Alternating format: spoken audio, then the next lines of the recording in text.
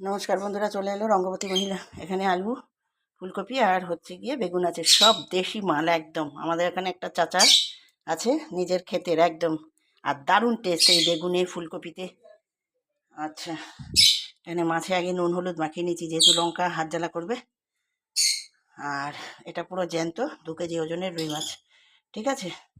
ওই জন্য ঝোল যেইভাবে করি আদা জিরে দিয়ে, ঠিক সেইভাবে কোনো এর মধ্যে ওর আমি আজকে এক্সট্রা 2 কোয়া রসুন দিয়েছি, দেখি কেমন লাগে খেতে, ঠিক আছে। রসুন দিই না, 3টে রসুন দিয়েছি, 3 কোয়া আদা জিরে দিয়ে যেইভাবে পাতলা ঝোল হয় সুন্দর, সেইভাবে আজকে আমি কলা পাতায় চাপিয়ে দেবো। দেখতে থাকুন, সাথে ধনে পাতাও দেবো। এভাবে আমি কখনো করে খাইনি, তা যাই হোক আজকে বলি জ্যান্ত মাছ যেইভাবে ঝোল করি সেটা না করে একটু পাতায় দিই, যেহেতু পাতায় খেতে ভালোবাসি। দেখতে থাকুন, সঙ্গে থাকুন, চলুন বন্ধুরা। অন্য অন্য রেসিপি আছে সাথে, খাবো একদম কি করে টেস্টফুল করে। চললাম চললাম চললাম চললাম।